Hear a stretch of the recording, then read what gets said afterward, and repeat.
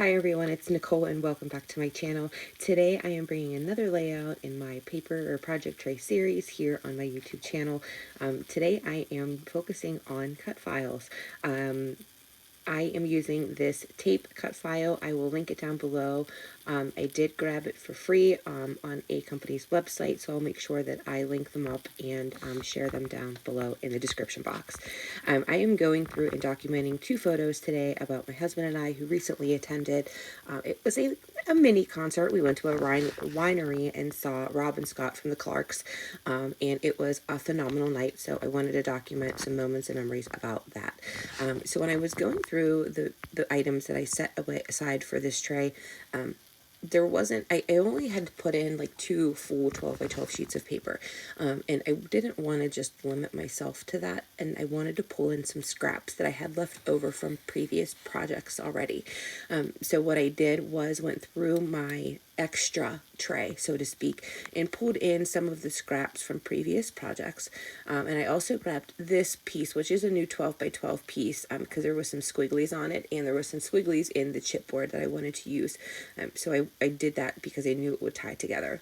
Good. So I pulled in the scraps, pulled in that piece, and started backing my cut file. I left more of than what I typically would do in this spread because I backed this cut file a little bit different than I would normally would. Traditionally, whenever I back my cut files, I will back it, opening by opening. And this, I did not do that. I pretty much backed, like I took the outside of the cassette tape that you see me attaching here, and I attached, and I glued it to a pattern paper with the whole thing.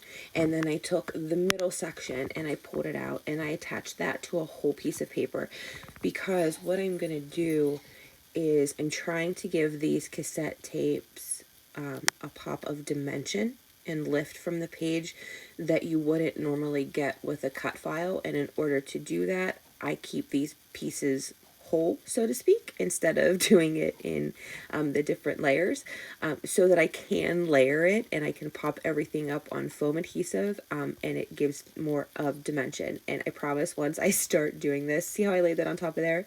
That might make a little more sense. What I'll eventually do is add foam adhesive behind that, and then this way everything will start to pop up from the page, and then you'll get 2 or 3 layers from this cassette tape, and it'll give it the dimension like a cassette tape has, instead of keeping everything very flat. I am, though, a chunky scrapbooker, and I love lots of dimension and layers like this, so if you're not, then keep everything in the one single layer, like probably the cut file is intended to. Otherwise, we're going to pop everything up today. So I alternate color. I started with the pattern of the cassette tape in the background. I liked that bold pattern and wanted to use that. Then I did the fun geometric tape for the middle, and then I tried to tone it down a bit. So the smaller sections with the bottom of the cassette tape and that small centerpiece and the wheels, I kept everything with a more dark, solid pattern, so that it wasn't so busy. But honestly, in the end, because of the patterns that I use and everything that I put together on this layout ends up becoming super visually busy. There's lots of pattern going on in this one, but it still was super fun to create. It's probably a little bit more busy than I would typically lean towards when I do cut files, or any layout for that matter. But I love the patterns and I love the story, and that's really all that matters. So here's where I'm adding in those layers of foam. I had this double-sided tape on hand, so that's what I chose to use. And then I wouldn't have to wait for glue to dry. And sometimes whenever you use glue on this foam, it will take, not only will it take forever to dry, it also kind of warps the paper a bit too as it dries. So I try to steer away from that if I can. But if I used mixed media, I do use the glue. But otherwise today we're going to use the tape because we don't have to use glue. But I am putting every piece down on its own individual layer of foam, so everything jumps up off the page at the end. And I don't show the second one that I put together because I do it the same exact way as this one. but it's the same concept. Now these little guys, these squares and these circles, I do make sure that they go on there. I feel that they were needed. There, if you also look at the corners of the cassette tapes, there's 4 circles. I was going to put those on too, but then I went to my stash and I actually found some enamel dots, some black ones that worked perfectly. So I used black enamel dots as those pieces, instead of using the circles. And then on the sheet, I actually had white ones also, so I put them over the 2 white ones on the bottom to give that a little bit of lift. And there's the completed cassette tape, and it's so dimensional. I love it so much. Okay, so now all of the files or the 2 cassette tapes, the cut files are put together, and I'm going to start pulling this layout together. Now, this was the paper that I had originally intended to use for it, because it's music related, etc. And there was lots of bits of notes, music notes and such in this tray. I decided not to use this, and I pulled all of the music notes out because I'm taking this tray now and I'm going to actually divide it down into 2 trays, and everything with the music notes and the music note paper I'm going to set aside in its own box, because in this cut file there are loads of music notes. So I'm going to use the music notes from this cut file with the music note paper and embellishments. And I have another story that I want to document about my son and attending his first his first junior county chorus. So I actually am taking this tray and breaking it down into 2. So to add a little bit more pattern to my page, because there's not enough pattern in everything already going on, I am taking this paper that I used on the cassette tape, and I am going to add a strip of paper at the top and at the bottom of my page. When I started to lay this out and alternated my cassette tapes and my photos, it was very centralized on my page, but it was very wide, which left the top of my page and the bottom of my page very blank.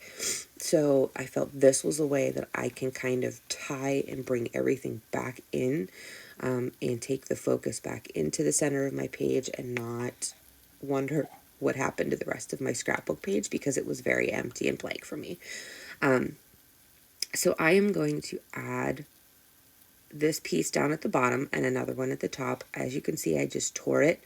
And whenever I tore it, I ruffled it up with my fingers along the edge. And then I used my single side or double-sided sticky tape and added that to the paper to adhere it down.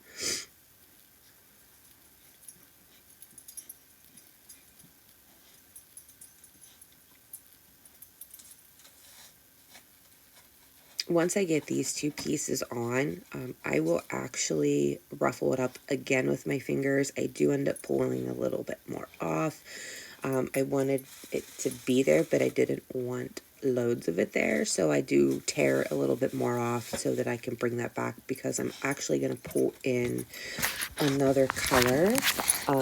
It's going to be this teal color. I chopped that small chunk of it off there and used that piece to add a small pop of the teal. There was some teal in my tapes that I used this for in the middle, so I thought that would help bring that teal color back in. So I'm going to sneak a piece of it underneath here. And then I'm also going to sneak a small piece in the section down below. And I am so sorry, I am out of frame on this bottom section for the most part of this chunk of the video, but I am doing to the bottom the same thing that I did up to the top, ruffling the edge, tucking it down under, and then I'm going to start piecing together the center of my layout again, before I glue really anything down, just to make sure that everything is in its own place as I had it before. So this is going to be pretty much how the middle of the page is going to be laid out. And then I used my chipboard for my title, and I'm using the Crazy For You. My friends and I, we're absolutely in awe over Scott. We love Scott from the Clarks, so it was the perfect title, because if you look at this, you don't know if we're talking about the two guys from the Clarks, or if you're talking about my husband and I, unless you actually read what journaling I put on the bottom. So I thought that it was just a perfect title to go with the story. So I actually put the word crazy there, and then I felt like that it was falling into that busyness pattern of the tape. But I'm going to move some things around, but I'm not sure what I wanted to do yet. So when I don't know what to do, I just do something that I know I want to do, which at this case, at this point in my layout, was back my photos. I knew I wanted to use that same teal paper. I had a good chunk of it left. So we're going to pull that in and back the photos to help tie in that teal a little bit more. And then we'll go ahead and finalize the layout and how it's going to look going forward.